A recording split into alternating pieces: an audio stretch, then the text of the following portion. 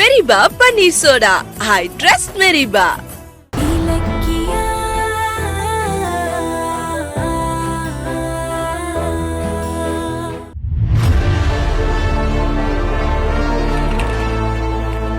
உங்க ப்ரொஃபைல் ரொம்ப நல்லா இருக்கே. மேனேஜ்மெண்ட், சேல்ஸ், ப்ரொடக்ஷன் எல்லா செக்டார்லயுமே நல்ல எக்ஸ்பீரியன்ஸ் வச்சிருக்கீங்களே.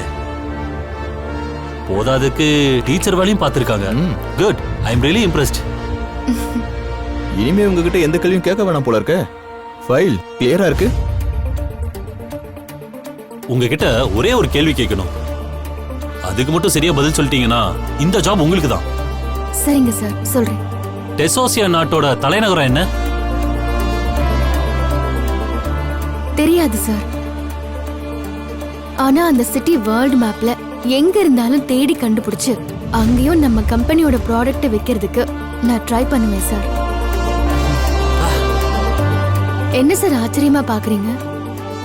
டெசோசியாங்கிற பேர்ல ஒரு நாடே இல்லைன்னு எனக்கு ரொம்ப நல்லா தெரியும். ஆனா நீங்க கேட்டதுனால இந்த பதில நான் சொன்னேன். What a brilliant answer Ilakkiya. உண்மையாவே நாங்க இதை எதிர்பார்க்கல.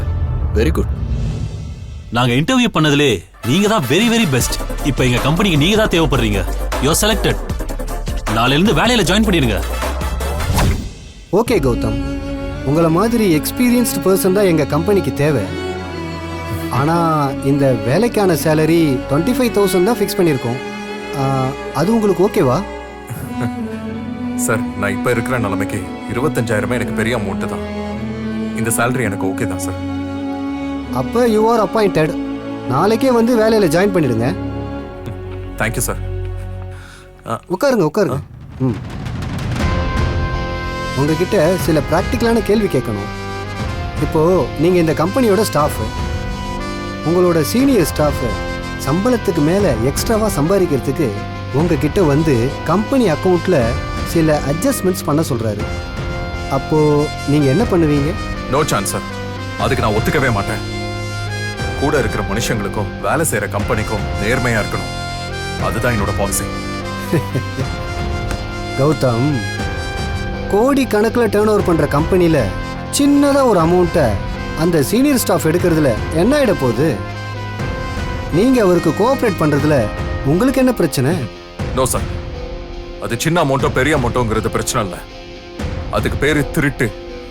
என்ன நம்புற கம்பெனியை ஏமாத்துறது துரோகம். அதை என்னால செய்ய முடியாது. அடேங்க அப்பா, செம்மையா கோவப்படுறீங்களே. Cool cool. அந்த சீனியர் அடிக்கிற கட்டிங்ல உங்களுக்கும் ஷேர் தரேன்னு சொல்றாருன்னு வச்சுக்கோங்க. அப்ப என்ன பண்ணுவீங்க? உங்க பேசிக் salary 22,000. Thank you sir. ஆனா என்ன சொல்லுங்க? இதுக்கு முன்னாடி தீபலட்சுமின்னு ஒரு பொண்ணை இன்டர்வியூ பண்ணீங்கல்ல, அவங்களுக்கு இந்த வேலை கிடைக்காதா சார்? அதான் நீங்க செலக்ட் ஆயிட்டீங்களே, அப்புறம் எப்படி அவங்களுக்கு வேலை கிடைக்கும்? ஆனா அவங்களும் திறமையானவங்க தானே சார்? ஷியோர். அவங்களுக்கும் நல்ல ப்ரொஃபைல் இருக்கு. உங்கள மாதிரியே அவங்களும் நல்ல கேண்டிடேட் தான். நாங்க இன்டர்வியூ பண்ணதுல ஃபர்ஸ்ட் இடத்துல நீங்களும், ரெண்டாவது இடத்துல தீபலட்சுமி இருக்காங்க. ஒருவேளை நீ இன்டர்வியூ வராம இருந்திருந்தீங்கன்னா அவங்களுக்கு தான் வேலை கொடுத்துருப்போம். சார், அது வந்து என்னோட சேர்த்து அவங்களுக்கும் வேலை தர முடியுமா? ஏன் அப்படி கேக்குறீங்க? இங்க ஒரு வேக்கண்ட் தான் இருக்கு.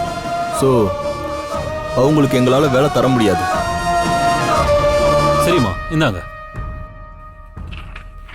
நீங்க எப்பையில இருந்து வேலையில ஜாயின் பண்றீங்க? இந்தாங்க, இந்த அக்ரிமெண்ட்டை மட்டும் சைன் பண்ணுங்க. போடுங்க.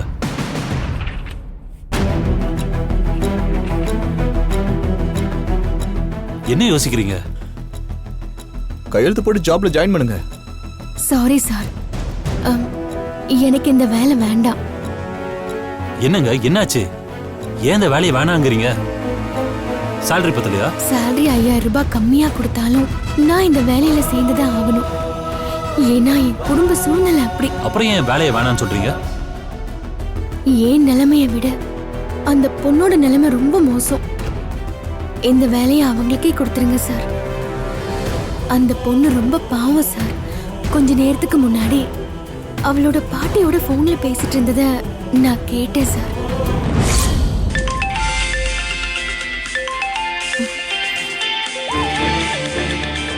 வாமா.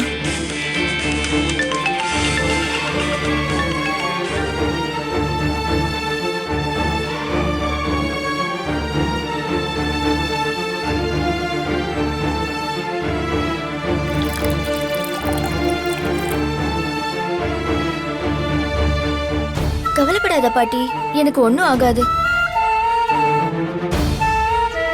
இப்படி வானா வேலை கிடைக்காம ஊருக்கு வந்து என்ன பண்றது? நீயும் எங்களுக்காக எத்தனை நாளைக்கு தான் கூலி வேலைக்கு போவ? எவ்வளவு நாள் தான் கஷ்டப்படுவ சொல்லு? என் புருஷன் என்னையும் என்னோட குழந்தையும் அம்போன்னு விட்டுட்டு செத்து போவார்னு கனவா கண்டேன். அவர் செத்த அன்னைக்கு மருந்து வாங்கி குடிச்சிட்டு நானும் செத்துடலான்னு இருந்தேன். ஆனா நான் அப்படி செத்துட்டா நான் அனாதையா கஷ்டப்படுற மாதிரி என் குழந்தையும் கஷ்டப்படுவாளே. அவ என்ன பாவம் பண்ணா?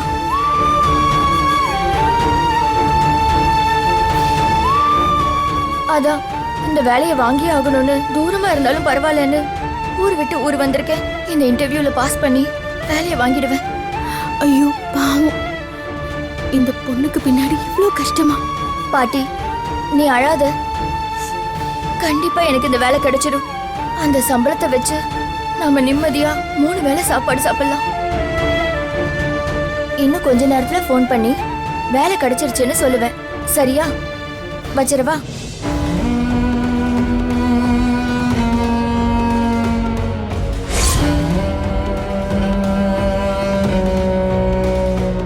அந்த பொண்ணோட நிலைமை தெரிஞ்சதுக்கு அப்புறமும் நான் எப்படி சார் இந்த வேலையை ஏத்துக்க முடியும்? ஒரு பொண்ணு புருஷன் இல்லாம கை குழந்தையோட வாழ்க்கையை எதிர்கொள்றது எவ்வளவு கொடுமையானதுன்னு எனக்கு நல்லாவே தெரியும் சார். ஏன்னா என் அம்மா என் அப்பா இல்லாம என்னையும் என் தம்பியையும் வளர்த்தாங்க. எங்களை வளர்க்க எவ்வளவு கஷ்டப்பட்டாங்கன்னு நான் என் கண்ணால பாத்திருக்கேன். அந்த கொடுமையை வேற யாருமே அனுபவிக்க கூடாது சார். சார் எனக்கு இந்த வேலை வேண்டாம் சார். அந்த பொண்ணுக்கே கொடுத்துருங்க. உங்க நல்ல மனசு எங்களுக்கு புரியுது. அந்த பொண்ணு தன்னோட கஷ்டத்தை எங்ககிட்டயும் சொன்னாங்க. என்னன்னா அதை கேட்டு எங்களுக்கும் பாவமா தான் இருந்துச்சு. ஆனா யாரு திறமையில நம்பர் 1 அவங்கள தானே செலக்ட் பண்ண முடியும். அதுதானே கம்பெனியோட வளர்ச்சிக்கு நல்லது. என்ன சொல்றீங்க சார்? ஆமா சார், கண்டிப்பா. சார் தீபலட்சுமியும் நல்ல கேண்டிடேட் தானே? இல்லைன்னா அவங்கள வெயிட் பண்ண சொல்லியிருப்பீங்களா? ஒருவேளை நான் இந்த இன்டர்வியூக்கு மட்டும் வரலன்னா நீங்க அவங்கள தானே செலக்ட் பண்ணிருப்பீங்க. சார் ரொம்ப யோசிக்காதீங்க சார். அந்த பொண்ணை நீங்க வேலைக்கு சேர்த்தீங்கன்னா உங்க கம்பெனியோட வளர்ச்சிக்கு அவங்க கண்டிப்பா உதவியா இருப்பாங்க. ஆனா அப்படி செஞ்சா உங்களை மாதிரி ஒரு திறமையான ஒர்க்கரை நாங்க இழக்க வேண்டியது வருமே. அப்படி பார்த்தா ஒருவேளை இந்த இன்டர்வியூக்கு என்னை விட வேற திறமையான ஒருத்தர் வந்திருந்தா அவங்கள தானே நீங்க செலக்ட் பண்ணிருப்பீங்க.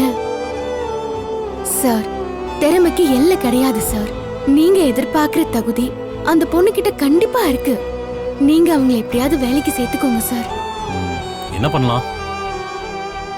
எல்லாத்துக்கும் மேல நீங்க சொல்றீங்களேன்னு நான் இந்த வேலையை ஏத்துக்கிட்டா நான் தெரிஞ்சே அந்த பொண்ணுக்கு கஷ்டத்தை கொடுத்த மாதிரி ஆயிடும். அந்த குற்ற உணர்ச்சியோட என்னால நிம்மதியாவே இருக்க முடியாது சார். ஆனா நீங்களும் ஒரு கஷ்டமான சூழ்நிலையில இருக்கிறதா தானே சொன்னீங்க. இந்த வேலையா இருந்தா நீங்க சிரமப்பட மாட்டீங்களா? நிச்சயமா நான் சிரமப்படுவேன் சார்.